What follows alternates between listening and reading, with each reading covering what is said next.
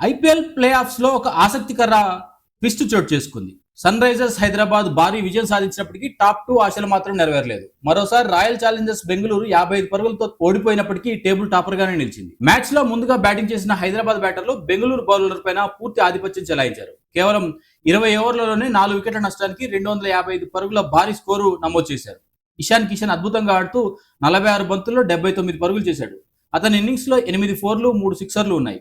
అభిషేక్ శర్మ మరోసారి దూకుడుగా ఆడుతూ 22 బంతుల్లో 56 పరుగులు చేశాడు. క్లాసెన్ 24 బంతుల్లో 51 పరుగులతో మెరవగా నితీష్ కుమార్ రెడ్డి చివర్లో వేగంగా పరుగులు జోడించాడు.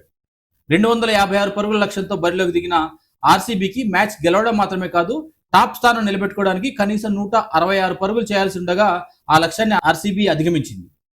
కెప్టెన్ రజత్ పటీదార్ 56 పరుగులతో పోరాడగా వెంకటేష్ అయ్యర్ 19 బంతుల్లోనే 44 పరుగులు చేసి వేగం పెంచాడు. కృణాల్ పాండ్యా 41 పరుగులతో నాట్అవుట్ గా నిలిచాడు. అయితే ఆర్సీబీకి 20 ఓవర్లలో కేవలం 200 పరుగులు మాత్రమే రావడంతో మ్యాచ్ వారి వశం దాటిపోయింది. దీంతో గెలుపు సన్ రైజర్స్ ఖాతాలో పడిన నెట్ రన్ రేట్ కారణంగా టాప్ 2 అవకాశం చేజారింది. ఇప్పటికే క్వాలిఫైయర్ 1 లో ఆర్సీబీ గుజరాత్ ల పోటీ ఖరారైంది. సన్ రైజర్స్ మాత్రం ఈ నెల 27న ఎలిమినేటర్ మ్యాచ్ ఆడాల్సి ఉంది.